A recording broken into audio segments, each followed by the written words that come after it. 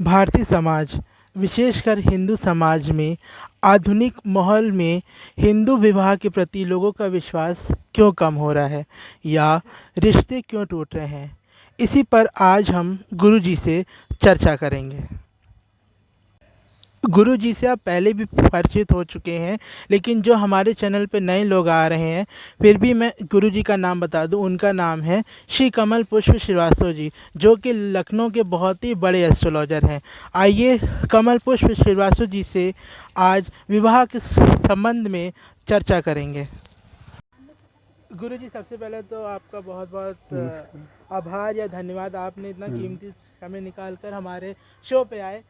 गुरुजी, जैसा कि आज हम चर्चा करने वाले हैं कि आज के समय या वर्तमान समय में विवाह जो है वो टूट रहा है या सही तरीके से टिक नहीं पा रहा है। तो गुरुजी ये बताइए कि अगर लड़का या लड़की में से एक मांगलिक है और एक मांगलिक नहीं है, तो क्या शादी हो सकती है कि नहीं हो सकती है? इस हमारे हिंदू धर्म समाज में देखा जाए तो अगर लड़का मंगली है और लड़की मंगली है जी तो हमें तो कहा गया कि अगर लड़का मंगली है तो लड़की भी मंगली शादी होनी चाहिए। जी पर इसमें कुछ अगर मतलब नहीं भी अगर लड़का मंगली है तो फिर एक उपाय होता है। वो जी उपाय ये है कि अगर आंशिक मंगली है जी तो 22 वर्ष के बाद शादी करनी चाहिए और वो मंगली का असर ख़त्म हो जाता है। अगर अर्ध मंगली है यानी तो इसका मतलब ये हुआ कि 25 साल के बाद शादी करनी चाहिए। अगर कुंडली में अगर 12वें भाव पे मंगल बैठा हुआ है तो 28 के बाद शादी करनी चाहिए। जी तो क्या है कि वो मंगली का असर समाप्त हो जाता है। जी भले एक लड़का मंगली है और लड़की मंगली नहीं है या दोनों मंगली हैं या नहीं है तो उसमें जो है कोई मंगली का असर नहीं रह जाता, मंगली का असर समाप्त हो जाता है बिना किसी पूजा कार्य के। जी ठीक। लड़के लड़की के विवाह का चयन करते समय हमें किन किन बातों का ध्यान रखना चाहिए, गुरुजी आप बताएं। आपने जो ये प्रश्न किया हमसे, जी तो इसमें ये होता है कि जब भी कहीं लड़का लड़की की शादी तय होती है तो पहली प्राथमिकता ये होती है हमारी कि हमें लड़के के माँ का नाम पता होना चाहिए। लड़की की अगर अनमैरिड बहन है तो उसका नाम होना चाहिए।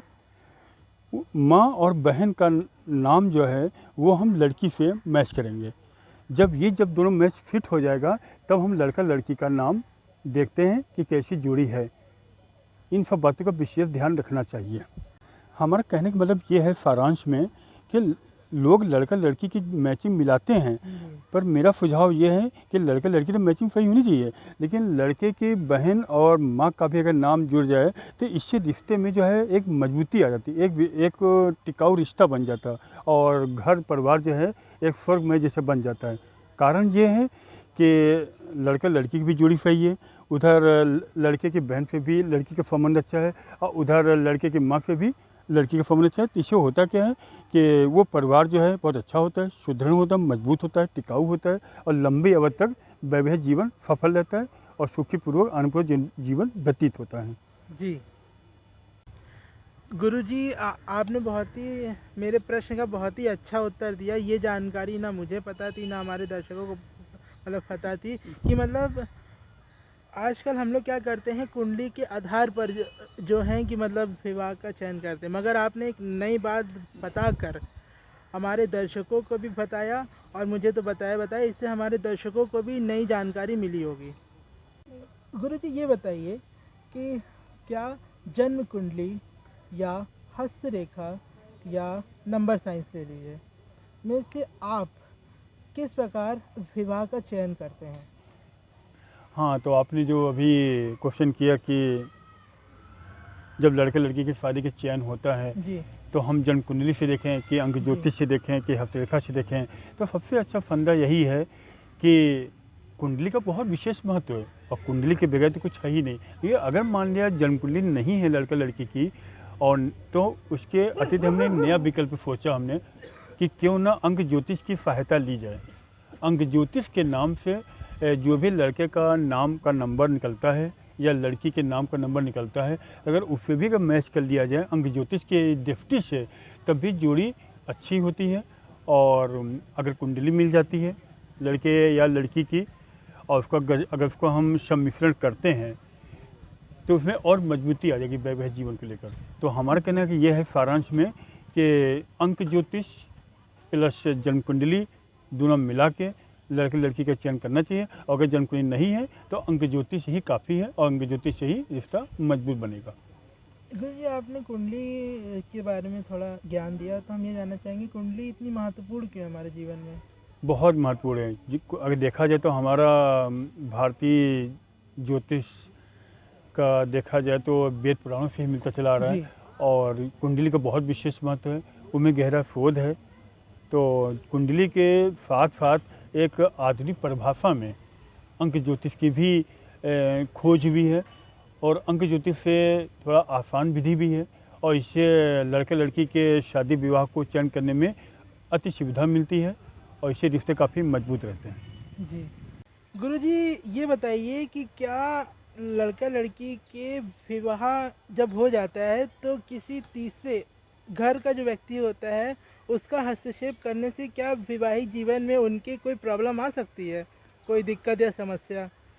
जैसे कि अभी हमने पूर्व में आपने क्वेश्चन किया था, शुरुआती क्वेश्चन किया था कि मतलब लड़के लड़की जब सारी चयन होना चाहिए तो उसमें हमने कहा था भी कि लड़के की माँ का नाम चाहिए, लड़के की बहन का नाम चाहिए और तब लड़के लड़की के नाम जो देखना चाहिए कि कैसी जोड़ी है, कैसा माहौल है। तो ये हमने शुरुआत में ही जिक्र किया था। तो यहाँ पर अगर लड़के लड़की का चुनाव प्लस लड़के के बहन का लड़की से और लड़के के माँ का लड़की से मैच कर लिया जाए और अगर उस एक तरफ मैच कर जाता है नंबरों के हिसाब से, अंक ज्योतिष के हैसियत से, तो अगर पूरा परिवार मैच कर रहा है तो परिवार में रिश्ते जल्दी नहीं टूटते हैं। रिश्ते तभी टूटते हैं जब लड़का लड़की का तो नंबर सही आ रहा है पर लड़के की माँ का नंबर गलत आ रहा है या बहन का नंबर आ रहा है। तो इसमें होता कि विचारधारा मिल नहीं पाती आपस में और जब विचारधारा नहीं मिल पाती है तो माँ कुछ कहती है, बहन कुछ कहती है और जो बहू आई है वो कुछ कहती है। तो उसमें क्या है कि चाहे घर का कोई भी मेंबर हो, चाहे लड़के की माँ हो, चाहे बहन हो ख़ास तौर से या पिता हैं, उनके हस्तक्षेप से लड़का लड़की में दूरियां बढ़ने लगती हैं। जबकि मेरा सुझाव ये है कि लड़के लड़की की दूरी न बढ़ें, इसके लिए सबसे अच्छा उपाय है कि जब भी शादी का चयन करें तो हमें तो सबके परिवार के कुंडली देख के अपने नाम के नंबर से मैच करते हुए अगर हम मैच मिला लें तो रिश्ते में काफ़ी विश्वसनीयता बनी रहेगी और कभी रिश्ते टूटेंगे नहीं। और जो आज के दौर में जो हमारे हिंदू धर्म में तलाक हो रहा है, संबंध विच्छेद हो रहे हैं, वो कारण यही है कि विचारधारा का न मिलना और कुछ ये है कि आधुनिक पश्चिम सभ्यता का प्रवेश होना, जिससे लड़का लड़की में भी दूरियां बढ़ रही हैं और कोई दबना नहीं चाहता है। गुरुजी मतलब इससे ये मुझे लगता है कि पूरा जो खेल है वो पूरा नंबर का ही खेल है, सब नंबर का खेल है। ये दुनिया में कोई इंसान ख़राब नहीं होता, सारे रिश्ते अच्छे होते हैं, सारे इंसान अच्छे होते हैं। अगर सही नंबर का मैच मिल जाए तो बहुत अच्छा है। जी गुरुजी आपका बहुत बहुत धन्यवाद कि आप हमारे चैनल पे आए। आपसे आज मुझे बहुत अच्छा ज्ञान मिला और हमारे मित्रों को भी ज्ञान मिला होगा।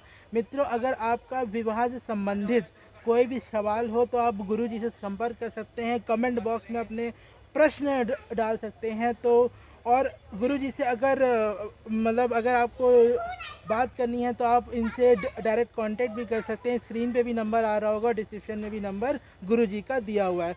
सो गुरुजी आपका बहुत बहुत थैंक यू, बहुत बहुत आभार कि आप हमारे चैनल पे आए। अब अगर आपको वीडियो अच्छी लगी हो तो प्लीज़ लाइक करिएगा, चैनल पे नए हो तो चैनल को सब्सक्राइब कर लीजिएगा। अब मिलते हैं गुरुजी से अगले एपिसोड में। बहुत बहुत थैंक यू।